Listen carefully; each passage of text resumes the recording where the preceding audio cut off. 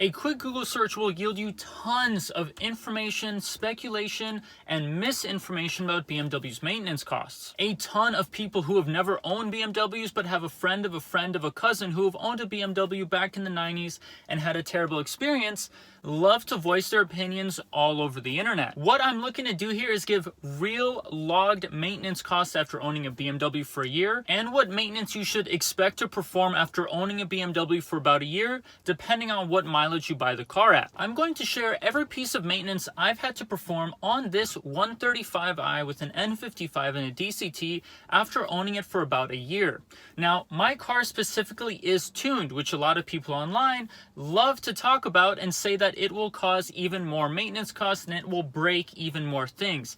That's not really true. There's a couple of things you need to maintenance more on a tuned BMW, but it's not that bad. The funny thing is the total amount that I've spent on maintenance on this car is not what you think. So let's get started with some of the information about the car so you kind of know where my car was at when I bought it, what mileage it had, etc. So like I said, this is a 2012 135i. It has a DCT, and because it's a 2012, it has the N55. Now, I bought the car at 75,000 miles. Right when I bought the car, I did a few pieces of maintenance. So the first thing I did was I bought 6 new spark plugs. They were $10 each.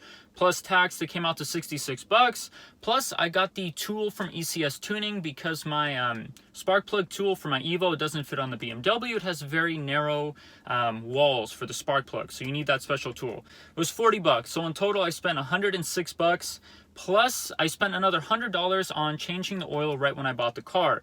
ECS Tuning sells an OEM oil change kit for this year and just all 135s that is very well packed and has everything you need for about $70, which is great because you're getting BMW original oil, a man filter, and a little sticker so you can remember when to change your oil next. So the next thing I did at about 77,000 miles was I changed all 4 tires. So I got 4 Federal RSRR tires mounted. It came to about $600. Then at 80,000 miles, because I changed the oil every 5,000 miles, it was time to change the oil again. I went onto ECS's website again, ordered another oil change kit, came to the house in a couple days. That was another 100 bucks. Then when I hit 85,000 miles, same thing again, another $100 oil change. Also at 85,000 miles, I went through the rear tires. So I needed 2 new rear tires, which I ended up getting RS Pros. Now the RS Pros mounted came out to $320.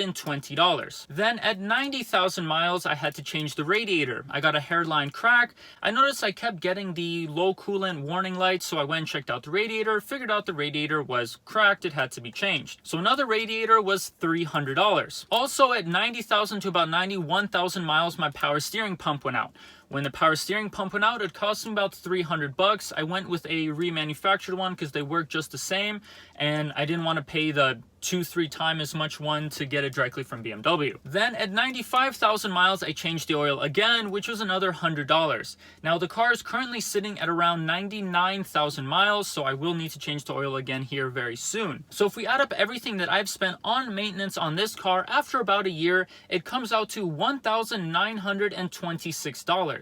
Now, I really don't consider that bad for being able to enjoy a car like this. Now, I have 2 other friends who both have 135s, and our maintenance costs have been very similar. Now, the only thing that I did notice, the friend in the group that has a 2011 and some other people on the forums who have 2011s, I've noticed that their fuel pumps go out faster than the 2012s. Now, my car was tuned from the day I got it until now, so these maintenance costs may have been slightly less, but I mean, I'm basically just changing oil and my radiator went out. Maybe my radiator would have lasted a little bit longer if it wasn't seeing such high temperatures, but it's such a marginal difference that it's so worth tuning the car to me. Now, because this BMW is nearing 100,000 miles, that does mean I have to do the 100,000 mile service. When these cars hit right around 100,000 miles, there are a few things you need to do. All turbo BMWs usually need a new fuel pump at 100,000 miles. Also at 100,000 miles, I've noticed the radiators go out, which I've already changed mine, and your water pump goes out. Now, the fuel pump is the biggest thing that I'm worried about because changing out the fuel pump is kind of a pain in the butt, and also it's a about a $700 to $800 fuel pump. Now, the water pump is also another pain. It's probably going to cost me $700 or $800. So within probably the next 10,000 miles, you can tack on another $1,600 to the total maintenance cost of this car. Now, it is possible it'll last significantly longer before those changes. I know on this specific car, I believe the previous owner changed the fuel pump right at around 70,000 miles. So I shouldn't need to change the fuel pump for quite some time. And it is possible they also did the water pump and just forgot or didn't tell me, but time will kind of tell on that one. Now, when you're looking at BMWs right around the 100,000 mile mark, like I've said, there's 3 big maintenance items that you will have to do: radiator, water pump, and the fuel pump. So just be aware of that when you're buying a BMW with this amount of mileage. Now, I have an N55, which from my experience has been significantly more reliable and less costly to maintain than an N54. The stock N54 I had was pretty good to me. I just had to do spark plugs on it once. The tuned N54 I had was an absolute nightmare. I was eating coil packs every couple of weeks, eating spark plugs at least 1 or 2 a month. That car was just constant maintenance and it gave me a headache. Now, looking back and talking to some friends, they are telling me that's because of the type of tune that I was running on the car. That's what was causing all of these maintenance issues. If I had run a different tune, like I'm currently running MHD, I wouldn't have had all of those costs. At the time, on that N54, I was running a JB4 and was just not liking it. On this car, I ran an MHD and it has been absolutely bulletproof and I've had 0 issues. It has been wonderful. Now, if you're looking at BMWs with significantly less than 100K miles, let's say 40, 50, or 60,000, 40... Let's do it again, only better this time. 40, 50, or 60,000 miles, you should have a relatively maintenance-free car as long as the previous owners have taken good care of their car.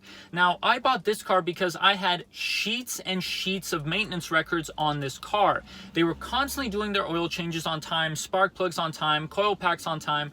There was tons of maintenance, and the person who owned this car before me, props to them, they've taken very good care of this car and it shows. Now, if you get a car that has bad wheels, no maintenance costs, they're changing oil every 15 or 20,000 miles, they've never owned BMWs and they don't know how to take care of them, I would be very, very careful and very, very wary. Those 100,000 mile maintenance costs on a BMW that hasn't been taken care of, it's very possible those costs will come up way earlier. So if you have a 50,000 mile 135 that hasn't been taken care of, it's very possible you'll need a new fuel pump and a water pump and a radiator because these cars need to be maintained continuously. Now, that's everything that I've spent on maintenance on this car and some of the maintenance costs you should expect while owning these cars. Now, let's talk about the mods. So this car does have some mods, but nothing crazy.